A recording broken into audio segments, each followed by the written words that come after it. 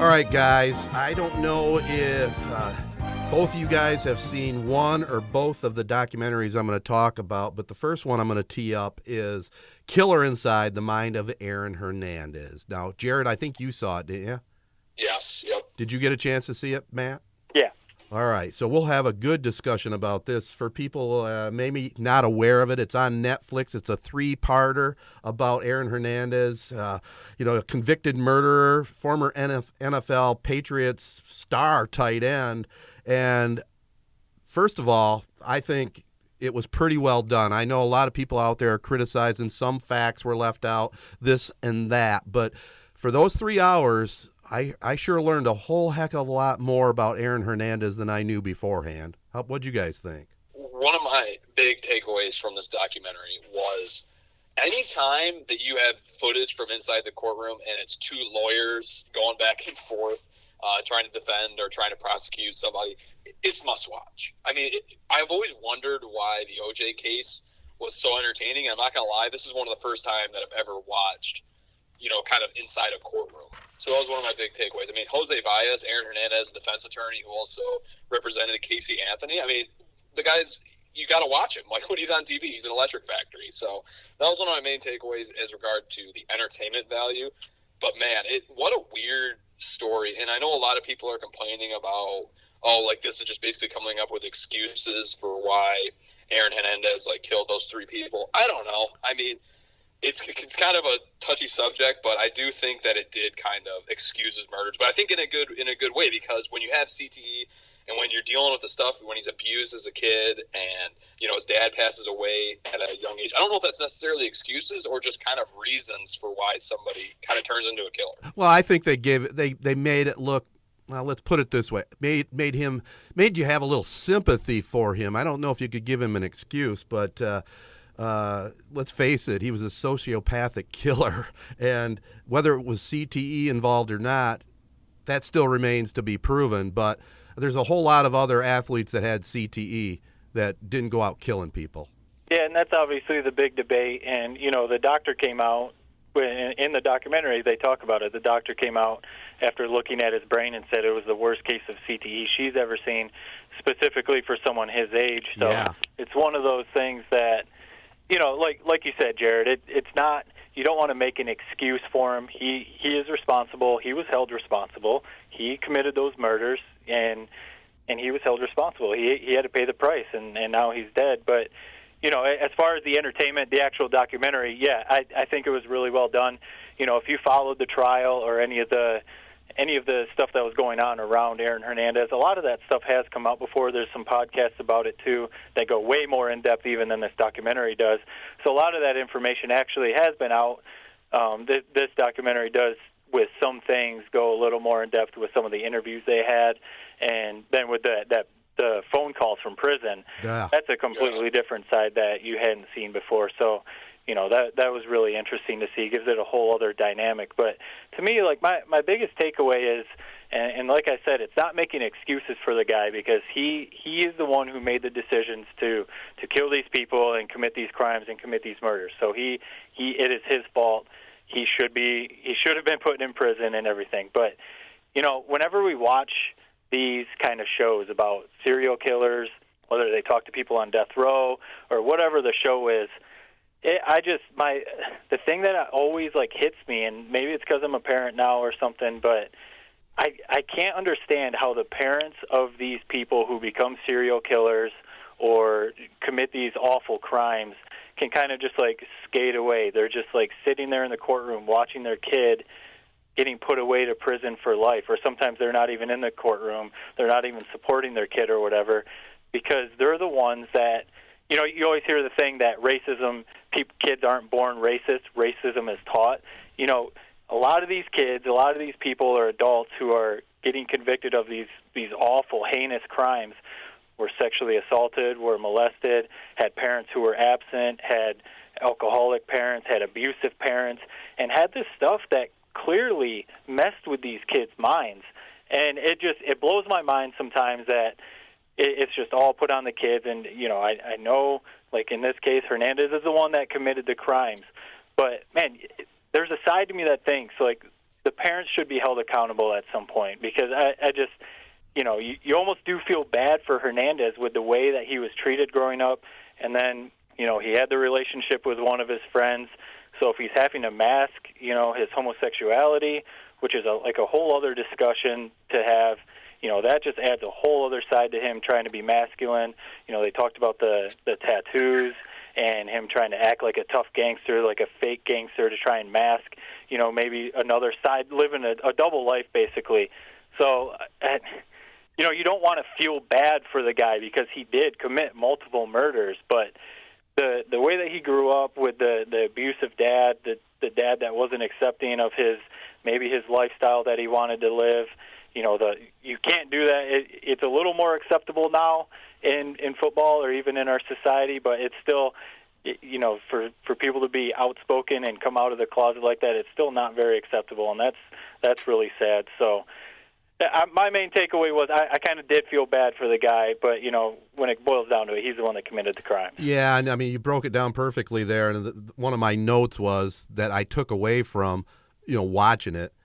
Boy, his mom's a special treat. I mean, wow. What a descriptor. One of the main parts of the documentary that I remember was the phone call he had with his mom when he was in jail, and she was basically bitching at him because he didn't give her $1 million. Exactly. I mean, it's stuff like that kind of make you understand why I guess it might happen to someone, as I think all three of us kind of grew up in really good families where that never was, like, we can't even really imagine something like that. Yeah, I mean, it's definitely hard to relate, but man, if you want to spend 3 hours watching something that will definitely suck you in, especially if you don't know a whole lot about Aaron Hernandez, I would recommend it. On the 3-point pod scale of 1 to 3, I give it a solid 2.829, right in that range. I mean, it was very interesting to watch. Definitely interesting to watch, and it was crazy, like, seeing some of the stuff about Bristol, because when a lot of this was going on, I was living in Bristol, and I worked with a lot of people who work at ESPN, especially in Bristol. There's a lot of people there who were born and raised in Bristol, and then they end up getting in TV and work at ESPN, and that's kind of cool to think that in your hometown is ESPN, so you can just stay in your hometown and work there. But a couple of my friends actually, who I was pretty good friends with up in Bristol, grew up with Aaron Hernandez, and one specifically was very good friends with him. And I mean, up until the day that he died, was kept in touch with him. He went to Florida, Aaron, because he wanted to go with his friend, and he didn't play football, but he went to Florida with Aaron to go to school with his friend or whatever. So I've talked to him a few times about it, but it was crazy to see all that stuff unfolding in Bristol, because it was like they talked about in the documentary that we came from a small town. There in small towns there's those families that are almost like celebrities, if you want to say that. And that the Hernandez family, like they said in the documentary, they were like a celebrity family in that community. So it was interesting to see that unfold, and kind of like a funny, well, it's not funny, but an interesting story that one of my friends had a pretty interesting run-in with that whole scenario. So one of my friends that I worked with, when Hernandez was getting, the cops were chasing him, or however you want to say it, my buddy went home from work, and he lived in an apartment complex in Bristol, and it had assigned parking spots for your apartment. And so he went home, and there was a car in his parking spot. So he goes to the management office, and he says, "Hey, there's a car in my parking spot." And he said, "Yeah, that's the police are suspecting that might be one of Aaron Hernandez's getaway cars. So we can't touch that right now. The police are coming to look at it." So, oh, wow. Pretty wild. So what was the timing, Matt, when you were at ESPN in Bristol? Was Hernandez in high school, or had he already moved on to Florida? No. Yeah, he had already moved on. He had already he had been in the NFL. And okay. Yeah. How old do you think Matt is? Well, I don't know. Well, and a couple of the things that I just kind of wanted to throw out, a couple of the notes I made. It's kind of crazy how similar this story sort of was to the Chris Herron story. Because at one point they mentioned how Hernandez basically requested a trade from the Patriots, and how his friends were saying the worst thing that could have happened to him was getting drafted by his hometown team, the New England Patriots, because it kind of brought him closer to like the drugs and all the kind of the gang sort of problems that he had, which is a lot like what Chris Herron said. Yeah. Where he was with the Denver Nuggets, he was clean for the entire season that he was with them, and then as soon as he went to the Boston Celtics, everything went downhill. Yeah. And then one of the characters from this docu-series that I thought was worthy of note was the quote-unquote star quarterback. Yeah. Who at one point, when they say that he had a relationship with Aaron Hernandez for about 5 years when they were younger. But anyway, he says that he was the star quarterback, so I did some digging on this guy's high school stats. His senior year, he threw one pass. And quote-unquote, if you remember in the document, he said him and Aaron Hernandez were the star quarterback and the star tight end of the team. Yeah, so I did. That was worthy of being thrown out. Like, you putting yourself on the star player in the state, the Mr. Football of Connecticut, when you throw one pass your senior year. Wow. I don't know. I don't know if you're quite a star quarterback at that point. Well, that was one of the things. Yeah, like Hernandez, he was kind of like running back / tight end. But yeah, I did see some people comment about that. Like, yeah, I guess I didn't know he only threw one pass his senior year, but that is pretty crazy. Gotta love the internet. Yeah, you can tell that he was because his junior year he was 38 for 82 for 770 yards, which isn't necessarily a great stat line. But then you get to tell he probably was replaced the very next year. But one more thing I had, it's weird and bizarre how many Man Candy Mondays I've been seeing on Twitter since this documentary came out about Aaron Hernandez, where girls I know and just girls in general are basically tweeting out how hot this guy is, which is kind of weird for that to be your takeaway from this documentary. Wow. I guess maybe it's like the whole Ted Bundy thing. Like yeah. Can you say Ted back then? All the and all the documentaries and stuff about Ted Bundy talked about how girls were just in love with the guy, right? Right. Well, there is something to be said about the female persuasion. A lot of them, they do like their bad boys. Yeah. And in one part of the documentary, the lawyer basically said, I wish that the whole jury was females, because at one point when Aaron Hernandez walked through the door, I guess one of the jury members said, "Oh my gosh, he's gorgeous." Oh. It's like, good God. I mean, wow. Yeah, that'd be crazy. I can't imagine, like, I don't know if people laughed or whatever, but that's got to be a strange way to start a trial like that. God. With a comment and, laughter or whatever happens after that. But, you were talking about Chris Herron and then obviously Aaron Hernandez. And I always said the same thing about Charles Rogers. Yeah. The guy from Saginaw, and then he was a superstar at Michigan State, got drafted by the Lions. And I just remember thinking, similar. Not only did I not really want him on the Lions because he was a Michigan State guy, but it just seemed like it was bad news for him to sign a huge contract and be connected and so close to whatever was going on with him in Saginaw and, his hometown and stuff. And obviously it didn't work out that well. So there's something to be said. I mean, they even talked about it in the documentary that some of his closest friends were hoping he got drafted by the Chargers or the Seahawks or something like that. Because, who knows how things would have played out if he got drafted somewhere across the country.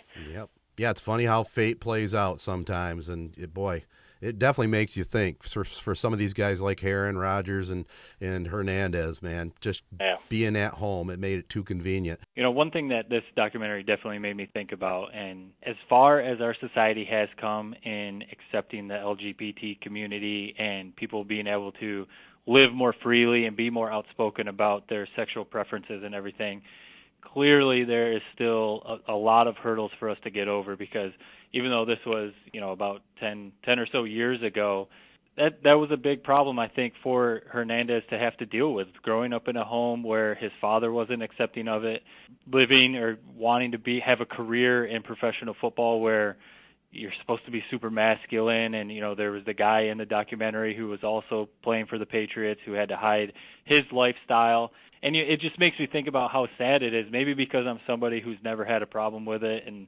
always been open to accepting people who live an LGBT lifestyle. It's sad to think about how many people are still out there, how many kids are still out there, like Hernandez, when he said he was 7 years old and wanted to become a cheerleader or wanted to be a cheerleader, but his family and his dad wouldn't accept it and told him no, that there's probably a lot of other kids out there who are still having to mask that, having to hide that. And it's one of those things where it's like, I'm not going to judge somebody, or it's hard for me to judge somebody or look at somebody when I haven't walked in their shoes. I don't know what it's like to have to live like that. I don't know what it's like to have to hide basically a whole part of your life, a whole characteristic of your life, and then have to live a double life basically. You know, I don't know what that's like. So you couple that with the parents, the mom that we already talked about, the dad who, you know, was more like a drill sergeant, a little abusive and alcoholic or whatever was going on there, and, you know, trying to live like a tough lifestyle, a gangster lifestyle, and then also being so young, 17 years old, going to Florida, and Urban Meyer basically letting him do whatever he wants, covering up all the other things that he did while he was at Florida, so now he feels like he's invincible, and then he signs a $40 million contract with the Patriots. You know, you kind of add all this stuff together, and then also we can't just brush aside the CTE. The CTE case that he had was terrible. I mean, the doctor said it, and clearly, like that's a huge issue. They're still trying to see exactly what the effects of CTE are, but obviously there's something to that. So it's kind of like you add all that stuff together, and it's just like the formula for like creating a murderer, I guess. And it's just super sad. And again, it's not making excuses for the guy because he is the one who went out and committed the crimes, but it's just super sad. You know, we always like to get input from our listeners out there, and we had a tweet to us by Miggy Incognito at Incognito_Miggy tweets. He says, Aaron Hernandez part 3 really made you think about CTE, #AB. And boy, that's kind of another strange saga with AB there and what's been going on with him, and it does make you wonder about CTE there as well. I mean, you just have to almost think about that automatically. Well, it does, and I mean that again, we're not making excuses for Hernandez, but when you add in the childhood scenario, whatever it was that he went through, if he was covering up, kind of living a double life, if he was involved in some drugs and a little bit of gang stuff, and then you add in the CTE, I mean, like they said multiple times in the documentary, it's like he was a ticking time bomb. And it does make you wonder if, I mean, we remember some of those hits Antonio Brown was taking from like Vontaze Burfict and some of the other hits that Brown took throughout his career. You have to wonder if he has some early onset CTE going on, because, man, he obviously is doing some really, really strange stuff the last couple months. Yeah, did you guys see the video where he was hollering at the police and they're hauling his kids away and that whole scenario? I mean, when I saw that, I just felt really sad. I mean, it's come to this. Kind of selfishly, when they're talking about the CTE, I mean, we all played football for probably at least 10 years. We were playing tackle football. Right. I wonder, is it one of those things where you need to almost make it to the NFL level or play for college for another extra 4 years, where you're really taking some big hits from some guys who are really strong? Or is it something that all three of us kind of do have it a little bit inside our brains? I do think that might be the case. Well, do any of us think we've ever had a concussion? I think I may have had one or two in my lifetime. How about you guys? I remember 2 or 3 times JV year, but definitely a couple times in varsity football, having, your bell rung. Exactly. And just kind of shaking the cobwebs off and keeping playing. So whether it was a concussion or not, I don't know. But I definitely remember some of those shaking the cobwebs off moments. Yeah, I never had a specific where I had to miss a game or where I had to come out of a game because of a concussion, but there's definitely been a few times where, your sight kind of goes black or whatever, and like Matt said, you have to kind of shake out the cobwebs. I definitely had a bunch of those hits. Yeah, I mean, and okay, we've been through that, but it's only been a couple. And to your point, if you go and play college football for 4 or 5 years, okay, you're definitely going to get some brain impact in those 4 or 5 years, and then especially you go to the NFL. I think there's a lot to be said about it, and I think we're only touching the very beginning. The more players that come down with it and, donate their brains to science, I mean, boy, we're going to hear a lot more. There's no doubt. Yeah, you have to think that it's just going to keep going because, I just think about, even though equipment, technology, and everything is probably better than it ever has been, but these guys are playing, I mean, from the time they're 5th grade, and they don't stop. Right. So by the time they get to the NFL, they've already been playing for 15, 20 years or something like that, repeated blows to the head, and now they're playing year-round in 7-on-7s and, passing leagues and stuff like that. And, even though it might be like touch football or, it's not full contact, there's still some there's still some, you still make some tackles or there's still some hitting in those leagues. So, I almost feel like it maybe is getting worse because especially when you see these guys, I know, we talk about like the Dick Butkus days and the Mike Singletary days. Those guys were badasses, but some of these guys playing now are bigger, faster. I mean, you got offensive linemen that are faster than running backs back in the day, So oh yeah, and much bigger. Seems like it might be getting worse. Yeah. Well, it's quite a thing that they have to deal with for sure. Like some of the stuff that he was doing, people had no idea. Like in the Bristol community, or like when he committed some of those murders and then played a full football season and won a Super Bowl. Right. After murdering some people, and Robert Kraft talked about it in the documentary. Like, had no idea and that's what people said about him. Super nice guy, friendly guy, funny and everything like that. And Kraft and Belichick all said the same thing in the Patriots organization, like just, good football player, good guy, all that kind of stuff. That's why they signed him to that huge contract. They wouldn't have done that if they suspected him of being a murderer. Oh, no kidding. I mean, it was a whole different world when he played football and when he was out with his friends and whatnot. Yeah. It was quite a story.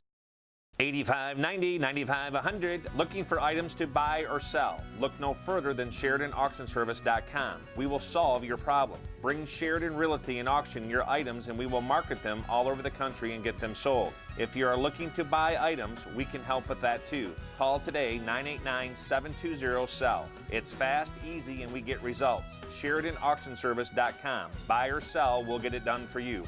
Call 989-720-SELL. You'll do better with Sheridan.